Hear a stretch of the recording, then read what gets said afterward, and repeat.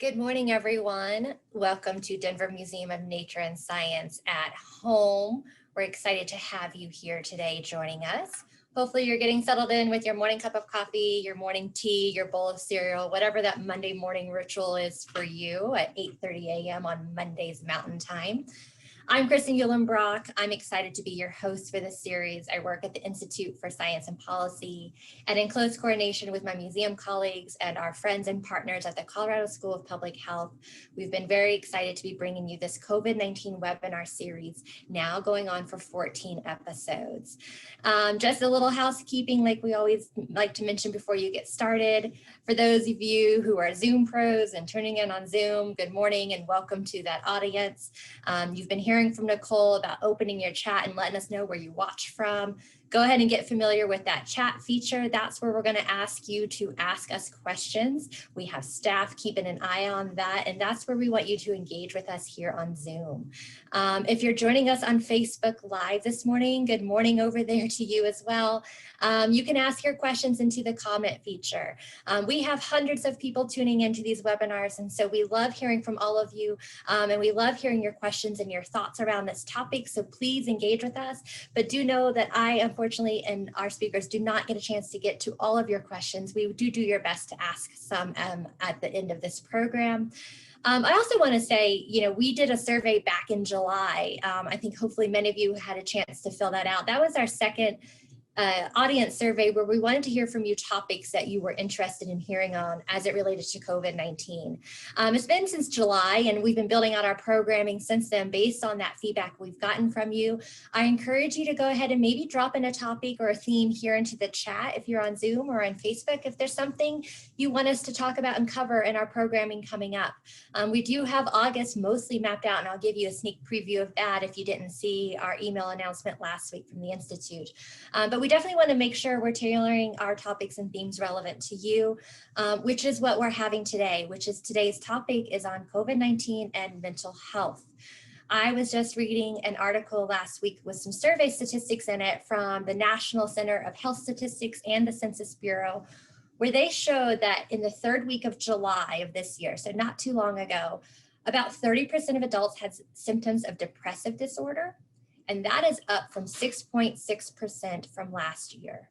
They also showed that about 36% of adults had symptoms of anxiety disorder, which is compared to 8.2% a year ago.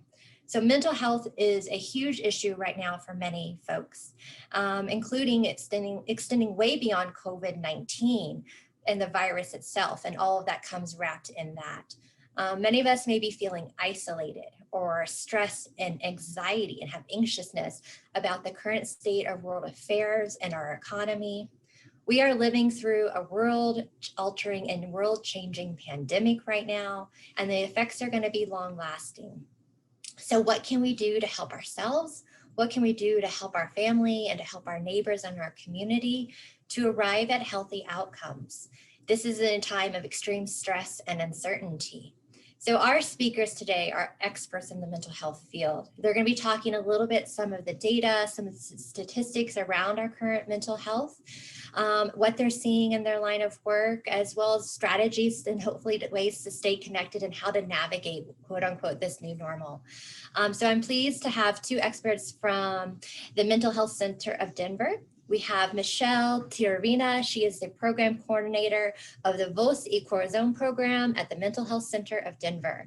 This community-based youth support program uses art, connectedness, and suicide prevention trainings to help teens and young adults build their own communities, make friends, and increase their self-esteem. Michelle has been coordinating the program and teaching suicide prevention training for over 8 years. Prior to this, Michelle worked as the Mental Health Center of Denver's Child and Family Division as the community coordinator, where she developed and facilitated countless workshops and community-based trainings for parents, youth, and multiple Denver organizations. Michelle also worked as a mental health first aid and youth trainer for over 5 years. Welcome, Michelle. We also have Mercedes Lang joining us this morning. Mercedes is a group facilitator for the Healthy Living team at Mental Health Center of Denver. She facilitates prevention-based groups all throughout Denver, which focuses on the 8 dimensions of wellness.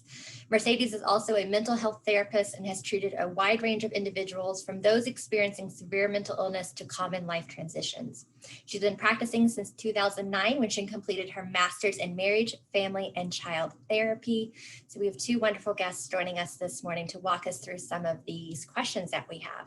So good morning, Mercedes. How are you doing today? Thank you for joining us. Good morning, Kristen. Thank you for having me. I'm excited to have this very needed topic. Absolutely. And good morning, Michelle. How are you this morning? Thank you for joining us. Good morning, Kristen. I'm doing fantastic. I'm very excited for the opportunity to share whatever information might be helpful to the community. Great, thank you. So I'm going to turn this over to our two guests to give us a little bit of a presentation, and then we'll get to some questions later on in the program. So Michelle, would you like to get started? Fantastic. Thank you so much. And actually, Mercedes will get us started with the PowerPoint, and she'll bring that up just now. Yes, I will. And here we go. Well, thank you for joining us today. And I hope everyone is well today and feeling centered and in a good space. Today, we are going to be talking about COVID-19 and mental health. What a topic. I want to read this quote here from Mental Health America and then move on from that point. As the number of cases of COVID-19 increases, so does associated anxiety. For the general public, the mental health effects of COVID-19 are essential to address as the physical health effects. Now, when we think about everything that's being shared, mostly on the news, everywhere, you're hearing about the effects physically, about the risk, about loss of work, but we're very rarely hearing about the effect that mental health is, as far as COVID-19 is having on mental health. So today we're going to talk a little bit more about that. Now, before we even get started, I want to state something that I think is so important. And what that is we keep hearing this phrase, we are in this together. And yes, we are. We are all experienced this pandemic. And the thing that I'd like you to remember is that each of us is experiencing this in a completely unique and different manner. Why is that? It's many factors that are as far as that we're encountering. However, the main thing I believe is that each of us come from a different background. We've had a different lifestyle. We've had a different experience. Some of us may have had trauma. Some may be struggling with mental illness. Whatever the situation is, it designs it in a way that we each have a unique experience when this pandemic is happening and all the shifts that we are having to encounter. So with that being said, keep in mind the importance that there is for you to have compassion on yourself as well as on others, recognizing that what you're going through might look completely different than what somebody else is going through.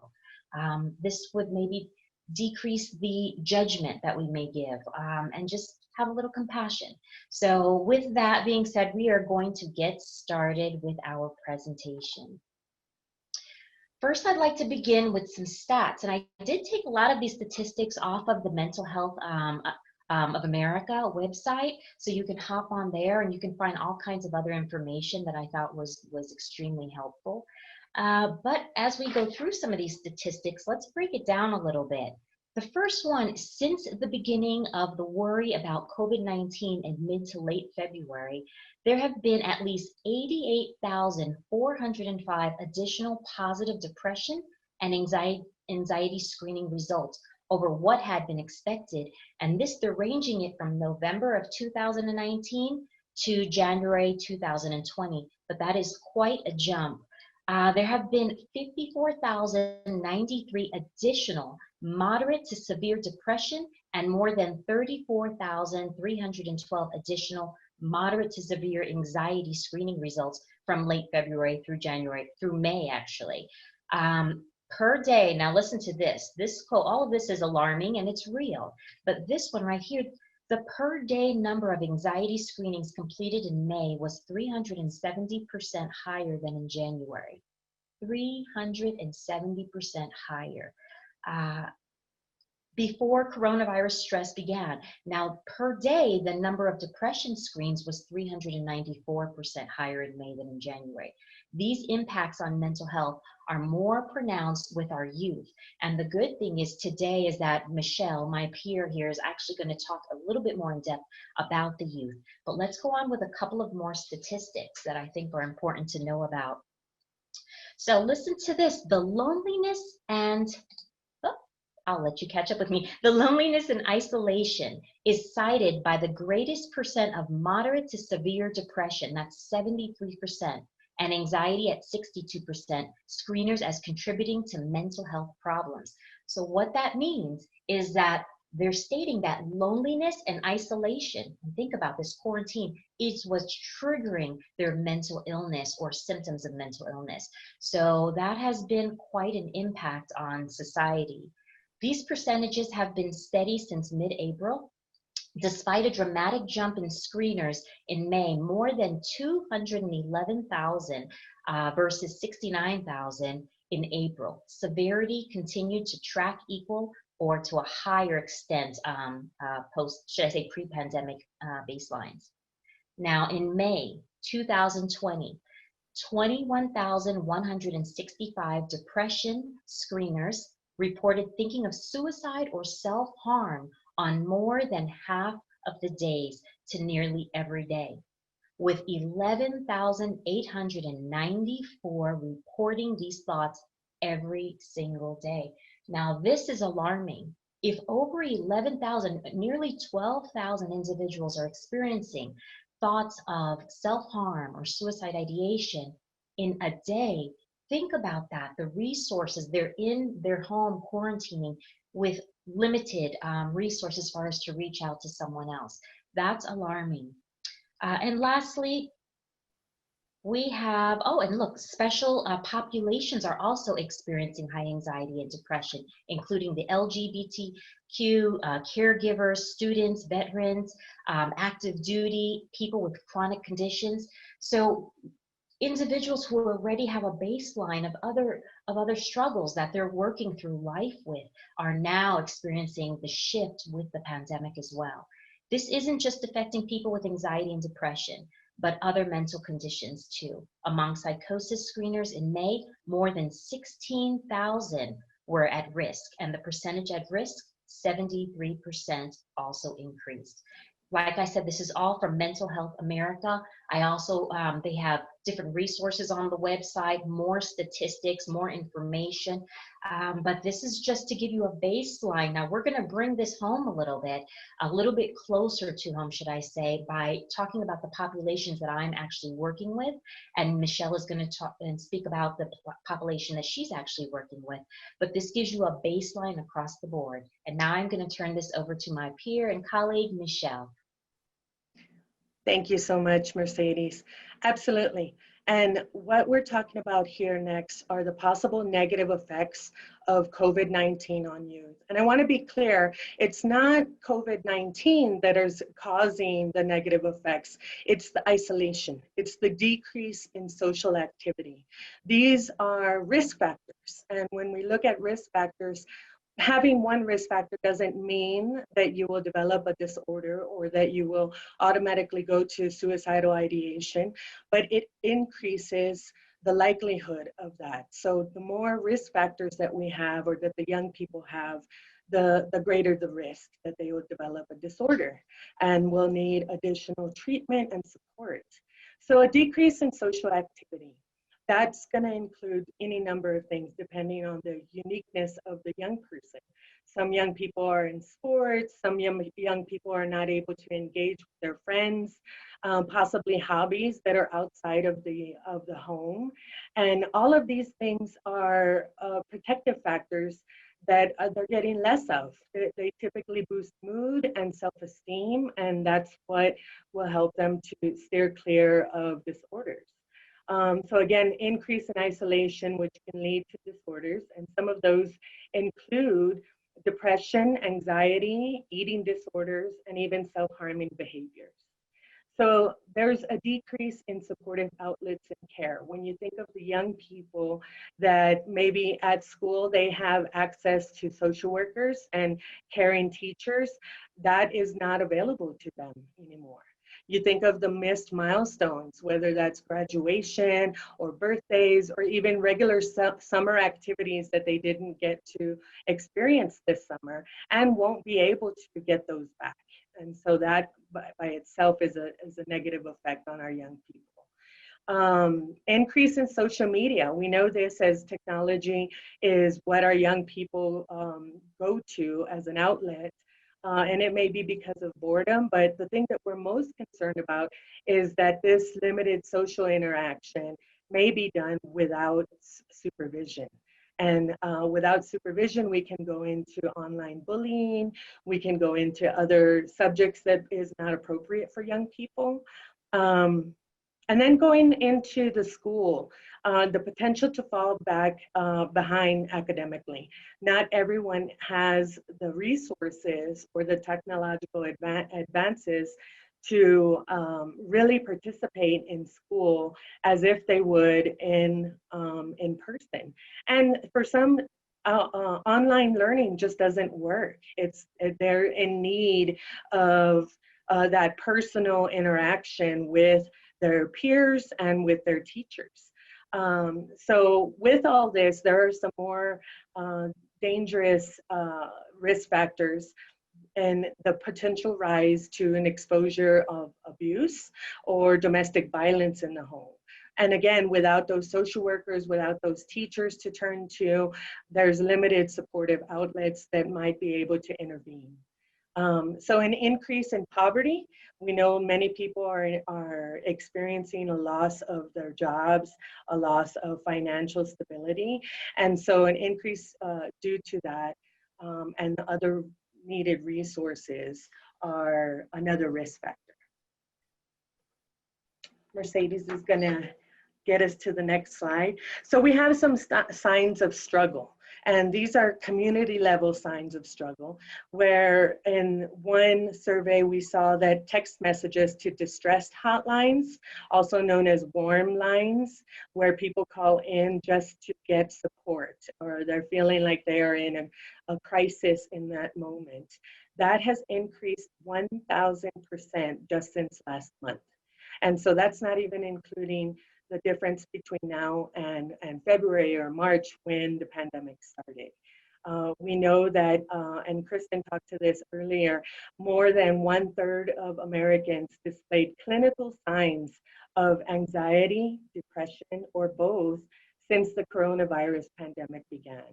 And typically on a regular basis, pre-pandemic, we used to see 1/5 of adults exhibiting these signs. And so we've jumped up to 1/3 now. And we're seeing this more in young people, especially young adults. The pandemic stress is significantly higher in them, where we're viewing 30% of adults ages 18 to 29 are in the high distress group, as compared to just 15% of adults 65 and older. And we think of our older population, our elderly, as more at risk for the COVID-19 virus themselves, physically and health-wise, but mentally, our young people are suffering more. And then just on a basic level of needs, we had a report that food banks here in Denver are seeing a 300% increase as compared to pre-pandemic use. And so we want to also talk about what our individual windows of tolerance with the young people. Maybe we're seeing a disruption of sleeping and eating patterns, irritability, anger, depressed moods, crying fits perhaps, obsessive compulsive behaviors, and keeping track on a regular basis of what is happening with the COVID-19 pandemic. And then Mercedes, if we could go to the next slide. So we've talked a lot about the risk factors, and I'm not going to repeat those so much except for new ones that we didn't say. I really want to focus in on our protective factors. These are the things that are going to help our young people to stay healthy. The more protective factors that they have available to them or that they can practice, the easier it is for them to remain well. And so some of those might be personality, those that have an easy temperament or already have good social and emotional skills or have learned optimistic coping styles. This is going to help our young people to stay away from negative thinking and low self-esteem. Family, even though so many families right now are having such a difficult time, especially with the isolation and maybe being one on top of the other in the home, having family harmony and stability, which is still possible in these times, through strong family values. We can show our young people how the adults are dealing with the pandemic, how the adults are dealing with stress. This is supportive parenting. This is the kind of values that we now have the opportunity to show our young people. Positive school climate. Now, this is going to be a more difficult protective factor to gain, as belonging and connectedness are the top in terms of keeping our young people well. And so it's going to go back to the parents, to the families, to help increase that feeling of belonging and connectedness, keeping them on a routine, making sure that they are connected with what is being taught to them on a regular basis. The number one factor in suicide prevention, because I do run a suicide prevention program for young people, is that the young person has at least one caring adult in their lives that they can turn to, that can be a supportive figure at critical times. And this is what we're talking about. If this isn't a critical time, I'm not sure what is.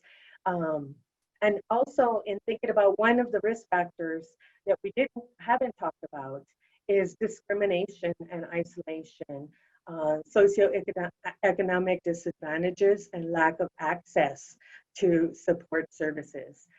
We know that young people who are from minority ethnicities or backgrounds are even more at risk because of that discrimination level and factors, especially in this time of racial disparity and thinking about what's going on in our communities, what's going to be important and what's going to be a protective factor, especially in our young people with various minority backgrounds, are going to be a strong cultural identity and pride in their cultural identity.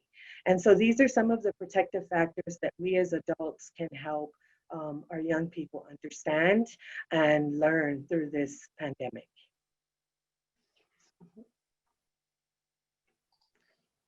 Well, thank you for that, Michelle. And now I'm going to dive a little bit into talking about our elderly population and how COVID-19 might be affecting these seasoned individuals. And so first, let's look at some of these here on the side. It says decrease in social activity leading to isolation, loneliness, symptoms that can lead to mental illness. But I know myself, I've worked a lot with this population, and with the groups that we have provided, which are social groups, we do tea time, we do card games, there's dances, there's dinners, there's all these that actually bring the seniors together and help increase their self-esteem, their self-worth, stimulate their mind with interactions, just decrease the loneliness and depression and isolation. So COVID is really having an impact on our seniors with in this particular area. Also a decrease in resources. So food, transportation, income, treatment. Think about this. If we had family members that were originally picking up our elderly population, or if there was, as far as transportation, local transportation, anything to that nature, Uber, if individuals were taking the bus, the public transportation, any of this, it's limited now. And the fear also of being outside and stepping out of quarantine is real as well.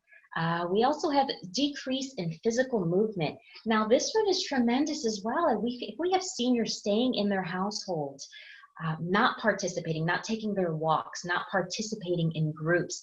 We also offer at the Dahlia campus where I work, my office is out of, we offer dance groups for seniors, we offer yoga classes, chair yoga, we offer all kinds of movement, workouts for seniors. And this is something, and also in all the resources in the area, different groups that are offered for the seniors, it's limited now or just void. Also, missed milestones of family, friends, and staff. So think about this. Think about grandchildren who are graduating from school, or weddings, or birth dates, or even our seniors who are turning 97, 80, big milestones, and they're not able to celebrate with their friends and their family and their loved ones. Also, a possible decrease in cognitive processing due to limited mental stimuli. Now, this would affect us all, but with the seniors especially, the stimulation of learning something new, of interacting, of being active is tremendously important and vital to their well-being. So we're seeing that as well. Also, a possibility of abuse and fear of communicating the abuse due to quarantine restrictions. So this could be anything from living with family, living alone, living in a nursing home or assisted facility. What if someone is doing harm to someone that we love, someone in this elderly population? What are the odds of them wanting to feel confident and safe of stepping out and reaching out to someone and letting them know, knowing that they will still need to remain in that situation in quarantine, and they're concerned about their safety? Also, the possibility of, should I say, the increased health risk. Now, we're talking a lot about the pandemic, obviously, and seniors are at higher risk as far as being contacted as far as with the COVID-19. However, think about everything else that could be affected. If they're not having their regular visits with the doctor, if they're not taking care of their physical well-being, if they're experiencing symptoms of depression or anxiety, how that affects the body and the immune system. So they're just more at risk at other illnesses as well. So that tells you a little bit about the seniors, and of course there's so much more, and this is affecting each of us. But with this population, it has a little bit of a tender place in my heart, because I've worked so closely with them, and I know the need, and I know that how this COVID-19 is affecting their overall well-being. So we will pop on to the next slide here. So let's talk a little bit more so about survival mode and uncertainty. And both Michelle and I are going to talk about different areas where this may be affecting individuals and how it can affect each and every person uniquely. And Michelle, I'm going to turn this over to you. Absolutely. Thank you, Mercedes. When we're talking about survival mode or the survival model, we are talking about when the brain and body are only focused on the threat of what is going on. And this leads to black and white thinking, where we can't see the middle, where we're not open to learning. We can feel panicky, obsessive, afraid to fail. And that's really huge when you talk about financial concerns or even childcare. Young adults that are having to work or need to figure out what's going on with their employment, what's going on to deal with their financial concerns, may not have access to childcare. I know with our young people, some of our young people have not been able to join our virtual groups due to the fact that they have to babysit their younger brother and sisters. And so this is a situation of instability and uncertainty, and that's what puts us into the survival mode. That fear brings on anxiety, and our window of tolerance gets smaller as we have extended contact with this type of distress. We also need to think about the frontline workers and single parents, access to food, access to health benefits. If our young people and our adults are not no longer experiencing or have access to those health benefits, maybe because of loss of employment, then that's another concern. And so other forms of resources, other forms of healthcare are needed in order for our families to keep up. And then plus, other things like concern for loved ones, that can add to our stress, that can add to our distress, I should say, in terms of, are we at risk for getting the COVID-19? That can lead to obsessive compulsive behaviors. We know that washing our hands, we know that wearing masks, these type of behaviors gives us a sense of control, but they can also get out of hand and out of control when we're under survival mode.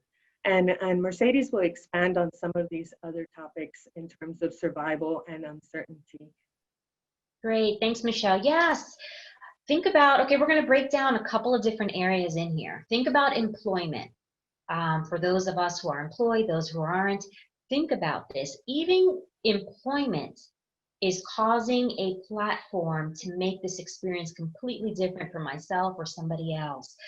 Some are fortunate enough to be working full-time still, to have stability in their work life, to be on a salary, to have the health benefits, to be able to work from home and have maybe the technology and the resources needed to carry on, and they haven't had as much disruption. Some are working from home and they have their children at home and they're having to juggle still this new platform of virtual reality, and then also care for their little ones and homeschool. So that's been quite a challenge. And think of those that maybe have lost their employment and now they're being faced with a lack of income, or those who perhaps their employment is still in place, but they're not feeling safe and they're being called to go into work. And for some, the employers have been fabulous and they've provided distancing, mask, everything needed to make you feel as safe as possible. But there are some organizations that are not respecting or honoring this. And think of those employees who are having to go to work every day in the midst of this, feeling unsafe, and then bringing that home to their family, knowing that they could be carrying the symptoms of COVID-19 or something to that nature. So employment is something that has definitely caused a diverse reaction, a diverse effect on many. Also, with regards to any of these, a lot of them is planning.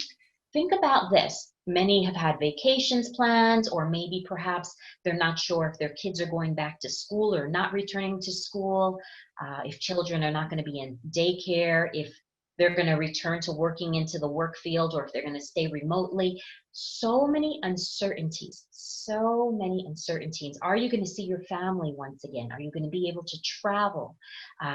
Are you going to be able to take those classes or teach those classes? Whatever the nature is, so many uncertainties. What if you had a health issue and you're having to go in for surgery or something to that nature? Attempting to plan your life in the midst of a pandemic has not been easy for anyone, and for some a little bit more challenging than for others. And yet we're having to accept this and to carry on. It's almost like a day-by-day type of situation. Also, some other areas that are in question is stability. How do you feel safe in the midst of a pandemic? How do you feel safe when there's so much uncertainty? And this, of course, affects several other areas that are on this list: your mental state, your emotional well-being. So this pandemic, it is not simply the pandemic, but it's the effects of the pandemic that is really increasing all kinds of increases in mental illness and causing individuals to lose a sense of stability with their emotional and mental well-being. Do you have anything to add to that, Michelle? Yes, thank you, Mercedes. I think one of the biggest aspects that we don't think about is the relationships in our Yes. lives. Mhm. This is something that we still have control over, but it is definitely, if our emotional well-being and our mental state are not optimal, then our relationships aren't going to be optimal. It's going to take more energy. It's going to take more deliberate planning, deliberate routines of perhaps calling a loved one, and so that our relationships are increased and our emotional well-being rather than decrease. Virtual doesn't have to mean, physical distance doesn't have to mean that our relationships are decreased. We can make those efforts, but it definitely is another factor in terms of survival mode. If we don't have somebody to turn to, if we don't have somebody to talk to about our feelings and our emotional well-being, that's going to affect our continued window of tolerance, if you will. And so there's so many topics that we can go into in terms of survival and thinking about the various populations that are experiencing something different from the next person. And so with that, we will go into our role of prevention. And this is what Mercedes and I work with on a regular basis as part of the Healthy Living team. Mercedes, do you want to go into the 8 dimensions of wellness? I'd love to. I'd love to. Now, the role of prevention work. So let's just get on the same page with that. Think about that. Prevention. Each of us are working in a way of prevention every single day. When we attempt to feed our body better, when we exercise, when we go to annual doctor visits, when we spend time with family, step into nature, we're taking care of our well-being in hopes of not becoming ill. And so we try to take care of our health. What sometimes happens is people forget that there is such an importance in prevention with our mental health as well. So on the Healthy Living team, we have a group of experts that actually go out into Denver, and we teach all types of groups. Before it was face-to-face, now we're doing a lot of virtual and trying to connect that this way. But we work a lot with the 8 dimensions of wellness. And what this is if we look at the 8 dimensions of wellness, these are different areas within our life that when they are maintained, it enables us to have a better quality of life, a better balance. And we have social, so our interactions and whatnot. We have financial, physical, spiritual, environmental, emotional, intellectual, and occupational, which is more like vocational. So with any of these areas, think about this to yourself before we go further, is how has COVID-19, how has this pandemic influenced or affected any one of these areas in your own life? And if you can track one or more areas that have been hit pretty hard and affected, then you know it's throwing your whole entire well-being and balance off. So this is what we do with the Healthy Living team and what the role of prevention is. It helps to decrease stigma associated with a mental illness. The more we teach, which is the second one, increase mental health awareness, the more we teach, the more we increase awareness, the more we decrease the stigma associated with mental illness. I can tell you just one quick, and I know we're running a little bit out of time, but one quick situation is when I was working with Mental Health Center of Denver with the Latino population. This is a population, and me being a Latin woman and myself, that mental illness, we keep things within our family structure, and stepping out of the family to talk about depression or anxiety is usually a no-no. It's just not something we do. We keep it in. So to actually raise awareness and let individuals know that it is okay to seek help, and help is needed, just like it would be for your physical health. This is part of the role of prevention. Michelle?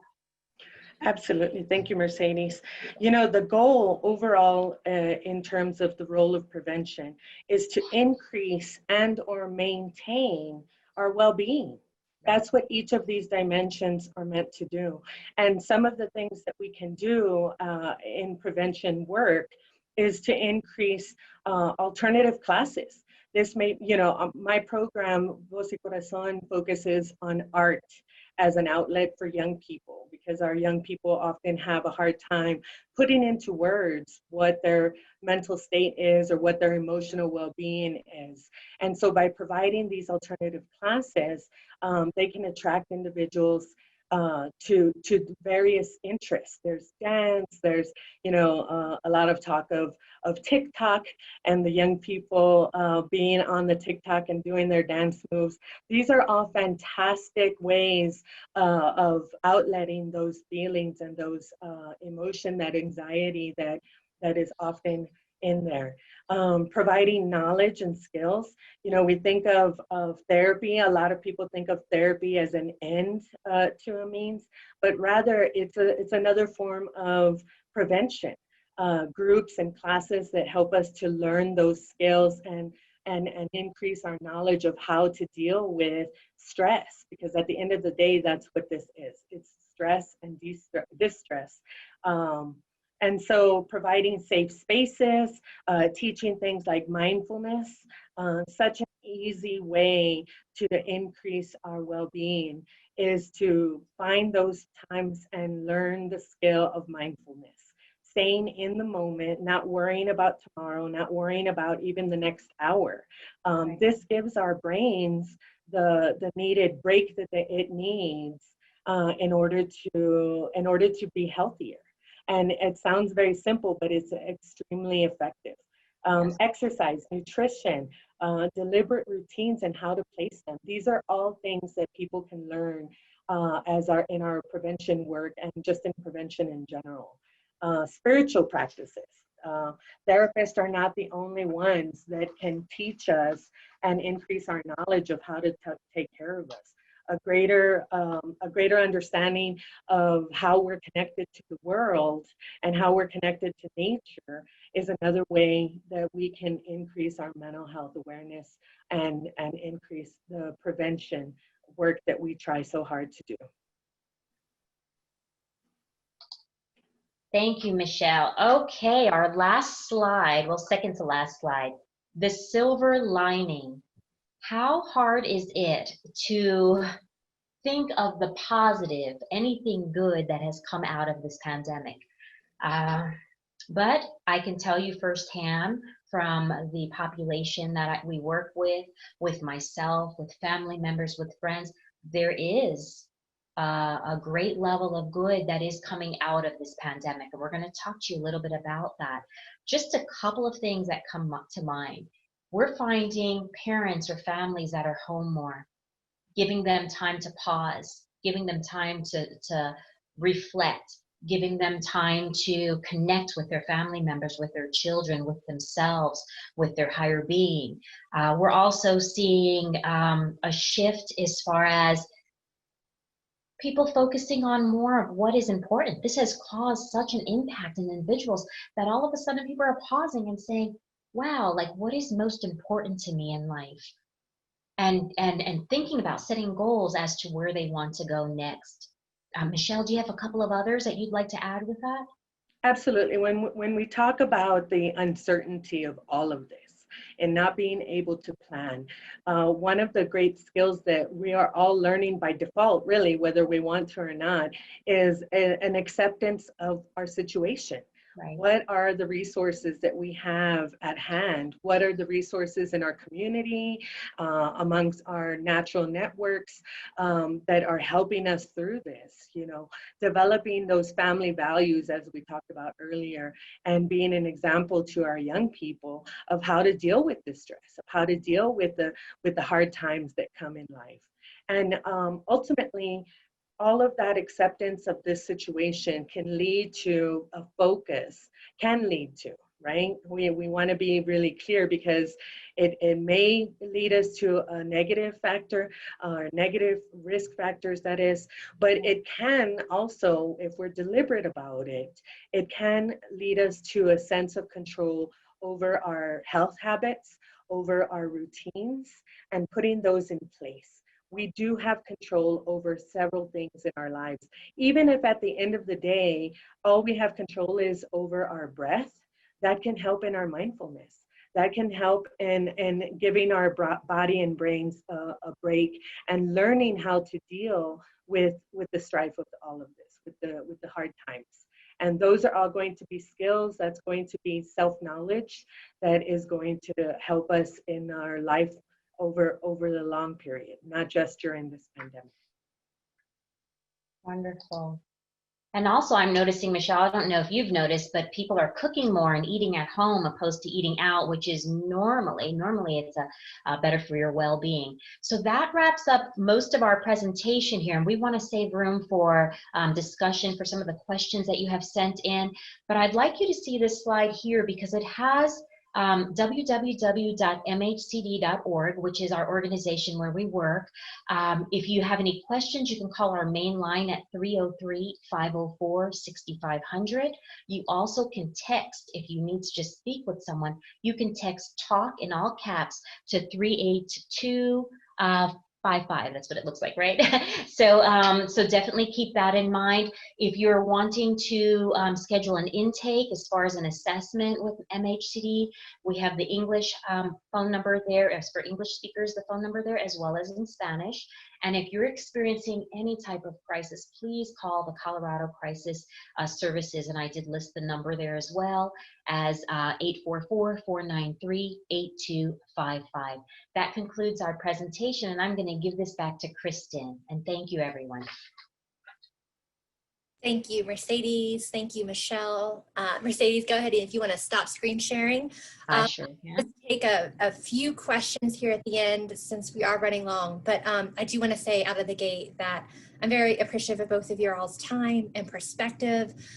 You've really grounded a lot of things, a lot of the data and statistics into the human element, which is the mental health and how we're all having our own challenges with mental health right now.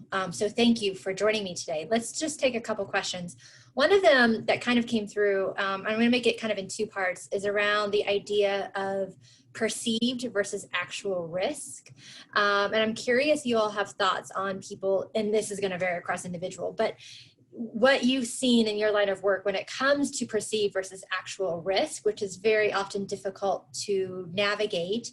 And then how has that played out? So the second part would be, how has that played out? Like, how would you recommend discussing risk of the young versus risk with older populations as we move to reopening and having a very active society?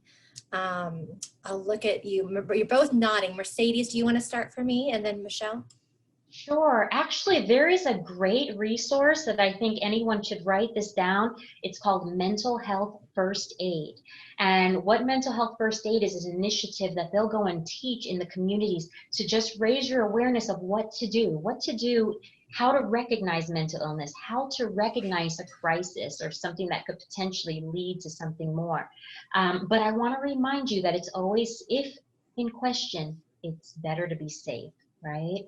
So talk with your adolescents or the person that you're concerned about, and don't be afraid to use the words. You know, are you thinking about harming yourself?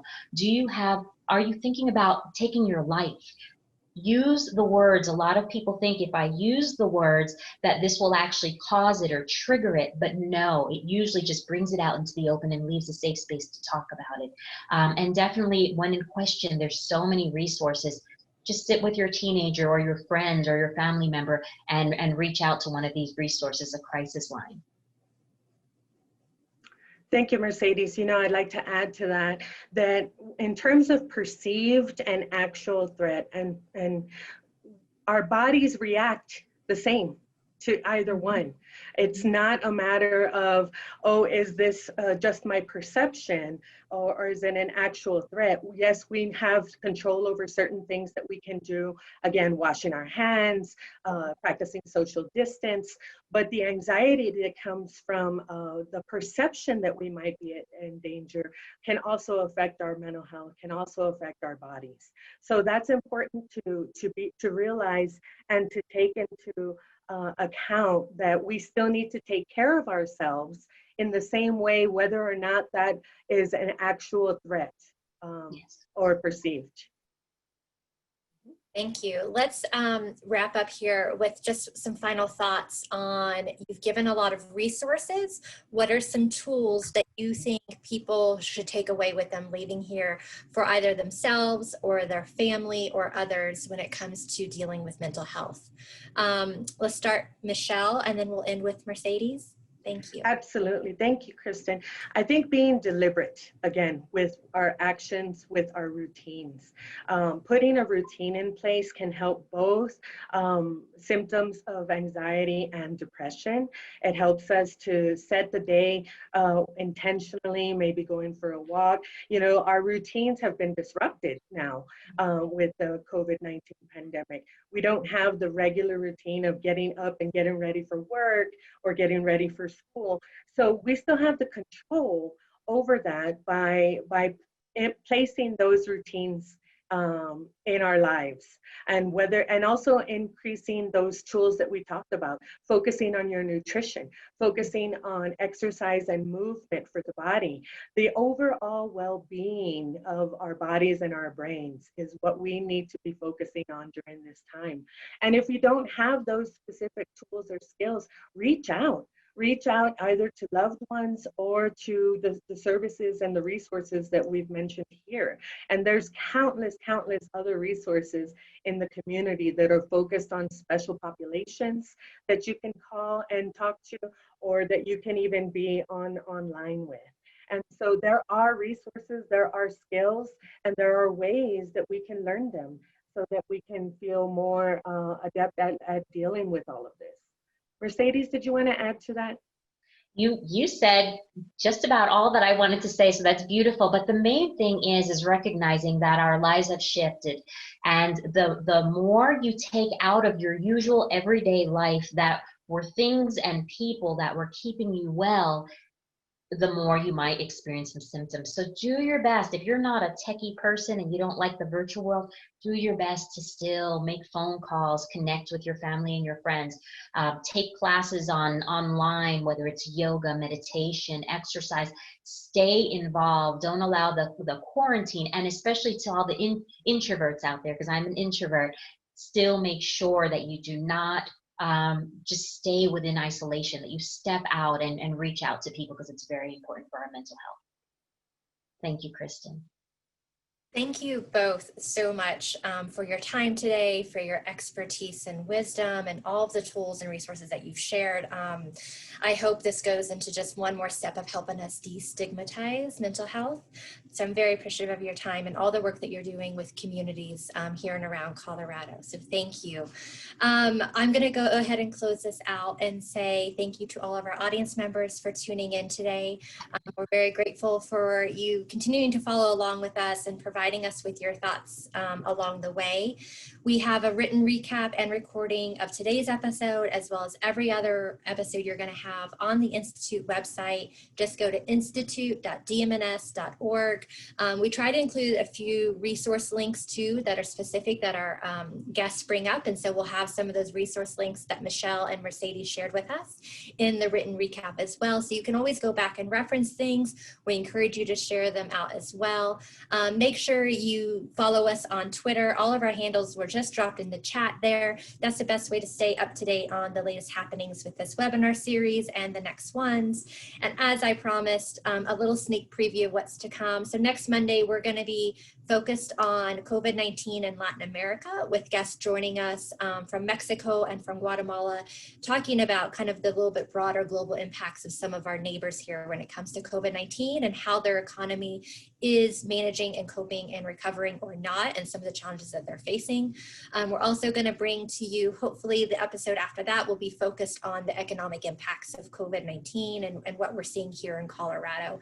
And then we've got a few more other topics lined up. Like I said, we always want to hear your ideas on topics, so feel free to share those themes. We have so many to build on, but we want to be responsive to you. So thank you all for tuning in today. I hope you enjoy the rest of your week. And thank you to our partners at the Colorado School of Public Health and all of my museum colleagues for helping us put this series together. I wish you well. Thank you.